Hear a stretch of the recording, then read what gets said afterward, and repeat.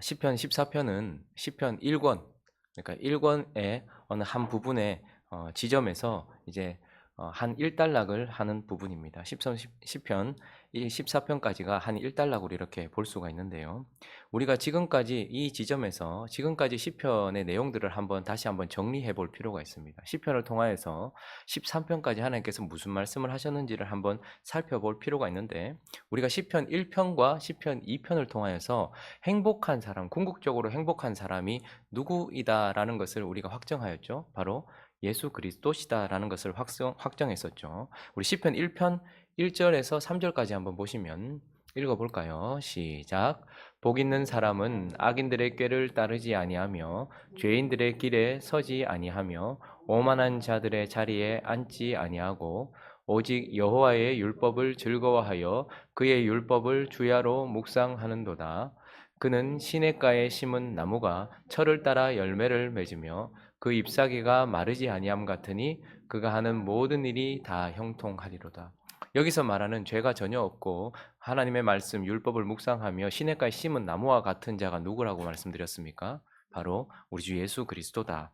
2편에서는 그것을 확정짓고 있죠. 2편 6절과 7절을 읽어보면 있습니다. 시작. 내가 나의 왕을 내 거룩한 산 시온에 세웠다 하시리로다. 내가 여호와의 명령을 전하노라. 여호와께서 내게 이르시되 너는 내 아들이라 오늘 내가 너를 낳았도다.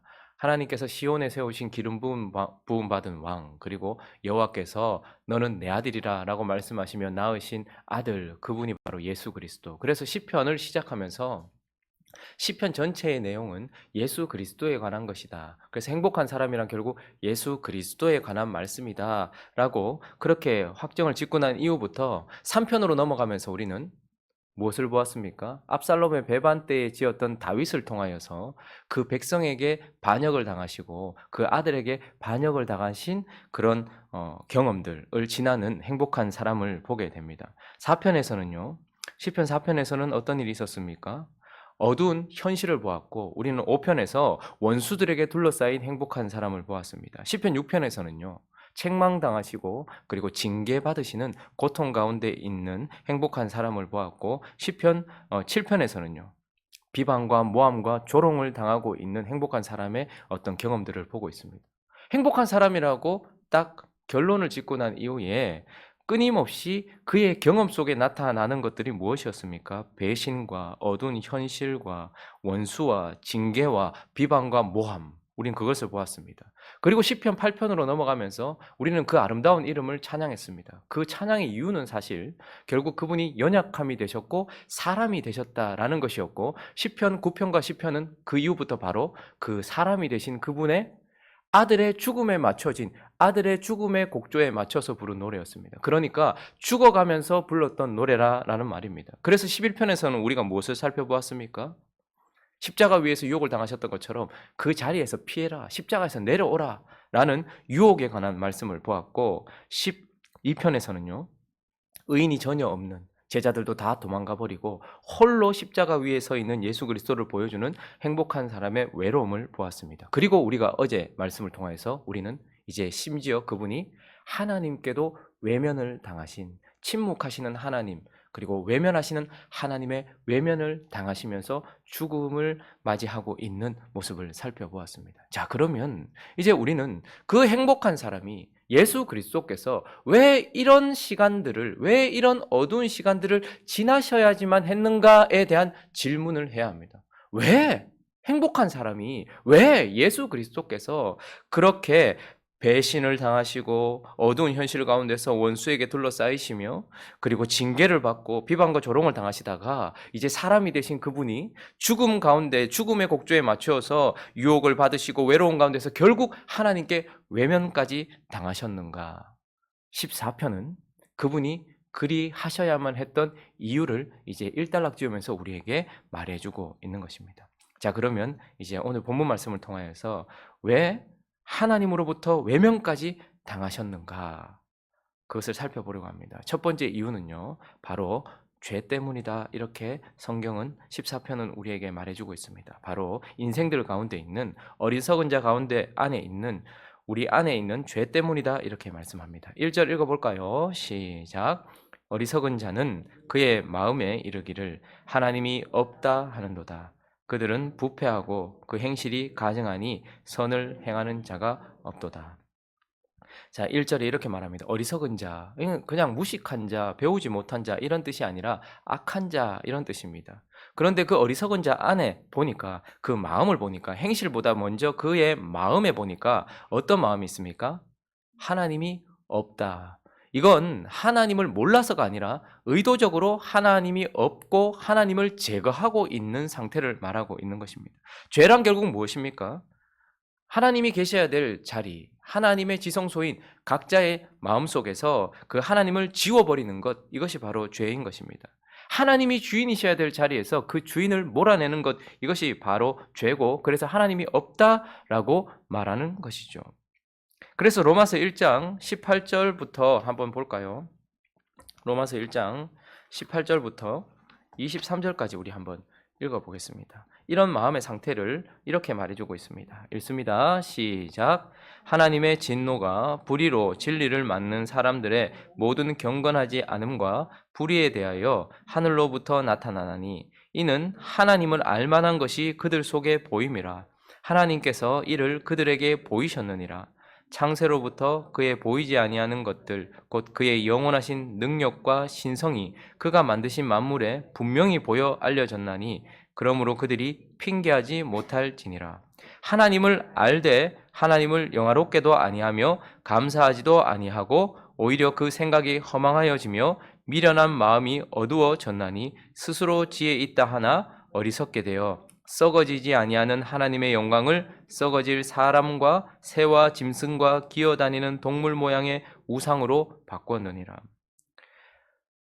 천지를 봐도 우리 자신을 봐도 하나님이 계시다는 것을 핑계할 수 없도록 하나님께서 그렇게 심어 놓으셨음에도 불구하고 그들은 그래서 하나님을 알지만 그러나 스스로가 하나님이 없다라고 말하면서 하나님을 알되 하나님을 영화롭게도 하지 아니하고 감사하지도 아니하고 오히려 그 마음이 어두워져서 하나님이 없다 이렇게 말해버리고 있는 악인들 안에 있는 죄, 이것이 지금 그 행복한 사람 예수 그리스도께서 고통받고 이런 어두운 현실을 지나야 했던 이유다라고 말하고 있습니다. 그래서 고스란히 하나님이 없다라는 이 모습을 고스란히 드러내고 있는 표현이 욥기 21장에 나오고 있는데요.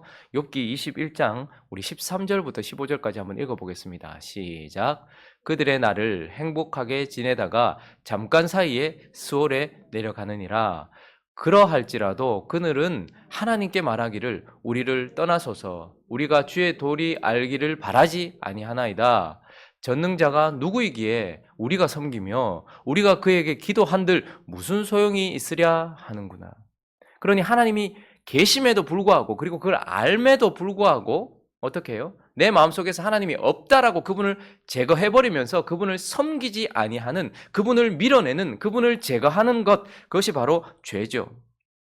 그 죄가 그들의 마음속에 있다라고 말하고 있고, 그리고 또 본문으로 다시 돌아와 보면 그들은 부패하여서 그 행실이 가증하다 이렇게 말하고 있습니다. 부패라는 것은 하나님이, 여러분 몸이 부패할 때 분명히 있어야 될 이 몸의 주인인 영혼이 빠져나가면 몸이 부패하게 되어 있습니다. 우리의 마음이 부패하는 것은 무엇일까요? 이 마음에 분명히 있어야 될 주인이 빠져나가고 나면 부패하게 되어 있어요. 그래서 부패란 결국 하나님을 밀어내고 그 안에 더러움을 채워 넣는 상태를 말하는 것입니다. 그러니 죄라는 것은 하나님이 없다라고 하나님을 밀어낸 것뿐만 아니라 그 하나님이 계셔야 될 자리에 무엇으로 채워넣은 것입니까? 자기와 더러움과 우상으로 채워넣은 부패라는 것이죠. 그래서 로마서 7장 18절은 이렇게 말씀하고 있습니다. 한번 볼까요? 내 속 곧 내 육신에 선한 것이 거하지 아니하는 줄을 아노니. 이건 모든 자들의 상태입니다. 내 속 곧 내 육신에 선한 것이 거하지 않는 것. 하나님이 빠져나가고 난 이후에, 아니요, 하나님을 우리가 밀어내고 난 이후에, 아니요, 하나님을 우리가 제거한 이후에 우리 속에는 선한 것이 없고 더러움으로만 가득 차 있다라고 말하면서 우리는 13장까지 13편까지 그 행복한 사람 예수 그리스도께서 그렇게 그런 경험들을 하셔야만 했던 이유, 하나님께 외면까지 당하시면서 죽임을 당하셔야 했던 이유가 바로 이런 어리석은 자 안에 있는 죄 때문이다, 이렇게 말씀하고 있는 것입니다. 자, 그러나 여기서 그치지 않고 두 번째 이유를 말씀하고 있습니다. 첫 번째 이유는 바로 악인들 안에 있는 죄 때문이라면, 두 번째는 바로 나 때문입니다. 악인들 안에 있는 죄일 뿐만 아니라 그 죄와 하나 된 나 때문이다, 이렇게 말하고 있습니다. 우리가 아까 1절을 읽었는데 어리석은 자에 대해서 읽었습니다. 어리석은 자는 그의 마음에 이르기를 하나님이 없다, 그들은 부패했다, 그 행실이 가정에서 선을 행하는 자가 없다, 이렇게 말했을 때 이건 저 사람을 말하는 거구나 라고 말하면서 나를 배제했을지도 모릅니다. 그 악인들 안에 있는 죄와 그 악인들의 무리 속에서 나를 배제했을지도 몰라요. 그러나 2절은 우리에게 결코 우리를 배제시키지 않는다라고 말씀해 주고 있습니다. 읽어볼까요? 2절 시작. 여호와께서 하늘에서 인생을 굽어 살피사 지각이 있어 하나님을 찾는 자가 있는가 보려 하신즉. 자, 악인에 대해서 먼저 1절에서 정의를 내렸어요. 그런데 2절에서는 하나님이 그러면 인생들을 굽어 살펴보면서 하나님을 찾는 자가 있는가, 의인이 있는가 하나님이 살펴보셨어요. 그런데 답은 3절에 나옵니다. 읽습니다. 시작. 다 치우쳐 함께 더러운 자가 되고 선을 행하는 자가 없으니 하나도 없도다. 여러분 보이십니까? 다 함께 하나도 없도다. 우리는 악인의 죄를 살펴보면서 악인 안에 저런 죄가 있구나라고 생각했는지 모르겠지만 하나님은 그 악인 속에 네가 포함되어 있고 그 악인 속에 있는 죄와 네가 하나가 되어 있다라고 말씀하시면서 그 죄가 다른 이의 것이 아니라 그 죄와 하나 된 너의 것이다라고 말씀하고 있는 것입니다.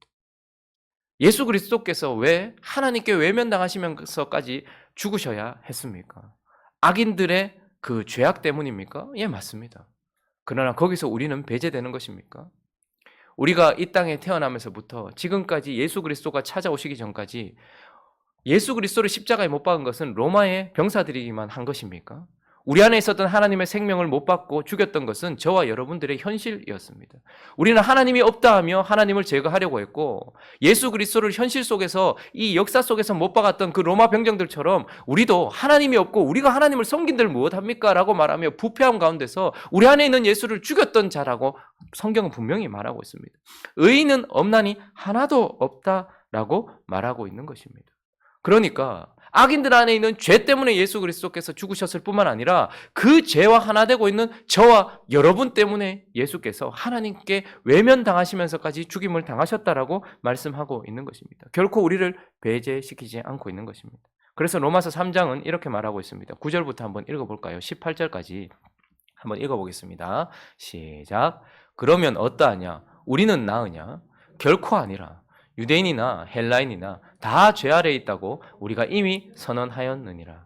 기록된 바 의인은 없나니 하나도 없으며 깨닫는 자도 없고 하나님을 찾는 자도 없고 다 치우쳐 함께 무익하게 되고 선을 행하는 자는 없나니 하나도 없도다. 그들의 목구멍은 열린 무덤이요 그 혀로는 속임을 일삼으며 그 입술에는 독사의 독이 있고 그 입에는 저주와 악독이 가득하고 그 발은 피를 흘리는데 빠른지라.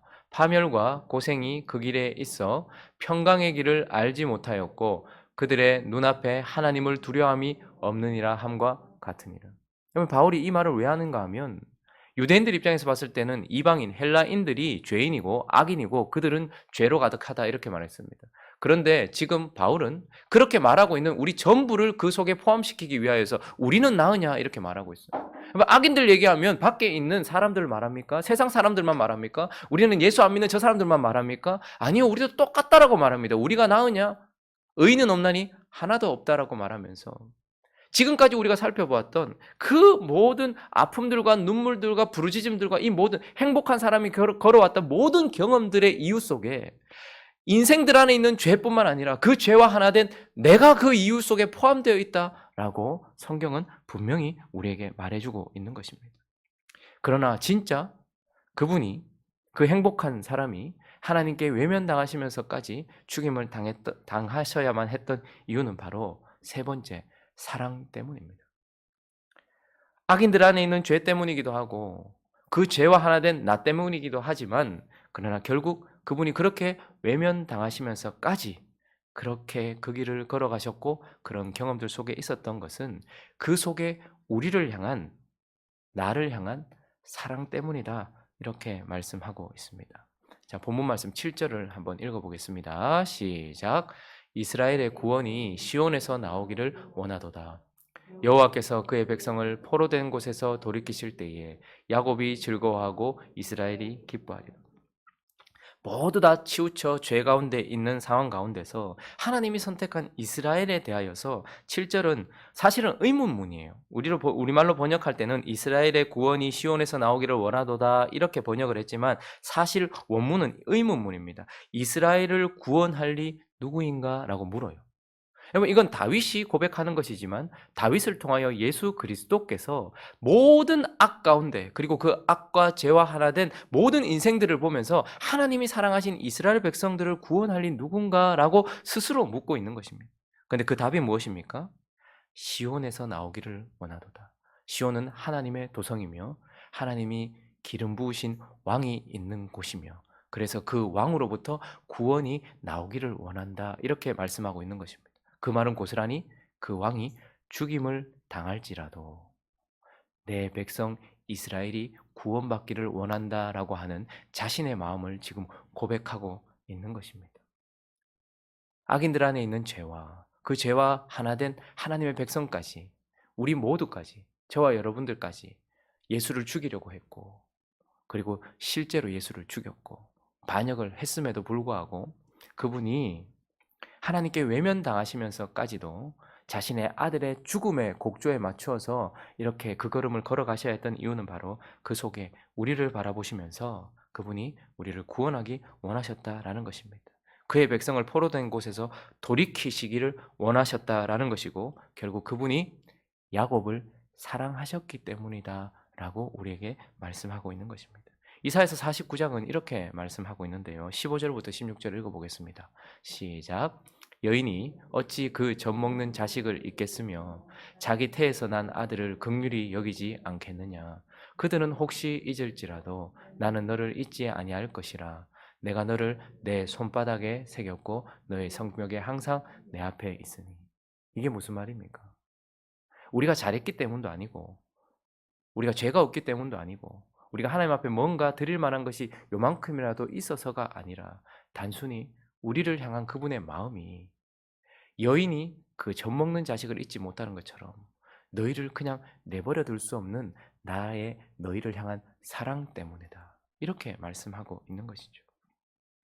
그래서 사실 그분이 하나님께 외면당하시면서까지 이 시편 13편까지의 내용들을 경험하셔야만 했던 이유는 야곱인 저와 여러분을 사랑하셨기 때문이다라고 말씀하고 있는 것입니다. 호세아서 11장 8절은 또 이렇게 말씀합니다. 읽어봅니다. 시작. 에브라임이여 내가 어찌 너를 놓겠느냐. 이스라엘이여 내가 어찌 너를 버리겠느냐.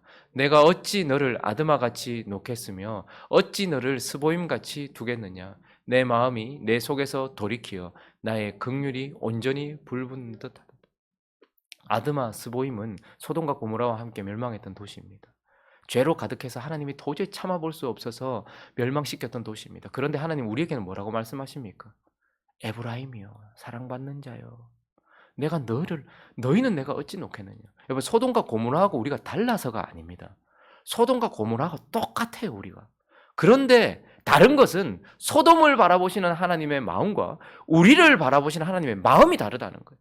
그러면서 뭐라고 말합니까? 어찌 너를 놓겠느냐. 어찌 너를 버리겠느냐. 어찌 너를 아드마같이 놓겠느냐. 어찌 너를 스보임같이 두겠느냐. 내 마음이 내 속에서 불붙는 듯하여. 여러분, 그렇지 않습니까? 자식이 나중에 막 소리칩니다. 내 인생에 간섭하지 말라고. 누가 나 낳아달라 했냐고. 그리고 지금 와서 나한테 왜 이러냐고. 내가 죽든지 살든지 놔두라고. 그러면 순간 화가 나서 그래 네 멋대로 해라 라고 말하고 싶지만, 그렇게 내뱉었다 할지라도 그 속에서 어떤 마음이 듭니까? 어찌 그걸 놓겠습니까? 자식을. 불구덩이로 가는 걸 뻔히 알고 있는데 내가 어찌 너를 놓겠냐. 하나님의 백성들이 함께 지옥을 향해 달려가고 있는, 악인들과 함께 달려가고 있는 그때에 하나님이 보십니다. 이스라엘의 구원을 누가 구원할 자 있느냐? 시온에서 구원하기 원한다. 그래서 그를 구원할 수 있는 방법이 단 하나. 그들이 죄를 대신해서 누군가가 죽어야 되는 그 상황이라 할지라도 내가 그것을 하겠다라고 말씀하셨던 하나님의 우리를 향한 사랑 때문에 결국 그렇게 된 것이죠. 하나님이 야곱인 저와 여러분을 사랑하셨고 야곱인 저와 여러분을 이스라엘로 바꾸시기 위하여서 그들을 건져내시기 위하여서 그리하였다. 이렇게 말씀하고 있는 것입니다. 말씀을 한번 정리해 보죠. 우리가 계속 시편을 쭉 보면서 시편을 위로의 말씀이라고 이렇게 흔히들 이야기합니다. 왜냐하면 시편에는 많은 고통들이 있거든요. 그러니 고통받는 그리스도인들이 그와 비슷한 고통 속에서 그 시간을 경험했던 다윗이나 다른 시인들의 경험들을 통해서 마치 음악을 듣듯이 위로를 받듯이 이런 고통이 있었지만 이렇게 견뎌냈구나 하면서 위로용으로 시편을 받아들 때가 많이 있습니다. 물론 그렇게 말씀을 받아도 참 은혜되는 것이겠죠. 그러나 이 모든 시편은 누가복음 24장 44절에서 말씀하시는 것처럼 시편이 나를 가리켜 기록한 거라고 말씀합니다. 예수 그리스도께서 경험하셨던 일들이다라고 말하고 있습니다. 그 행복한 사람이 부족할 것 없는 그 행복한 그 사람, 궁극적인 행복자이신 예수 그리스도께서 배신을 당하시고 어두운 현실 가운데 원수들에게 둘러싸이시고 징계를 받으시고 비방과 조롱을 받으셨습니다. 그리고 십자가에 못 박히고 난 이후부터 이제 죽음에 맞추어 곡조가 흐르고 그 가운데서 십자가에서 내려오라는 그런 유혹을 받을 뿐만 아니라 제자들이 다 도망가 버린 아무도 옆에 없는 외로움 속에서 결국 하나님마저 그를 버리고 외면하는 상황을 경험해야 했던 이 모든 말씀들은 그분이 그리하셨던 이유를 우리에게 보여주고 있는 것입니다. 그래서 시편은 그냥 같은 아픔을 나누는 말씀이라기보다는 시편 전체의 노래는 우리를 향해서 내가 너를 얼마나 사랑하는지를 들려주고 있는 하나님의 노래인 것입니다.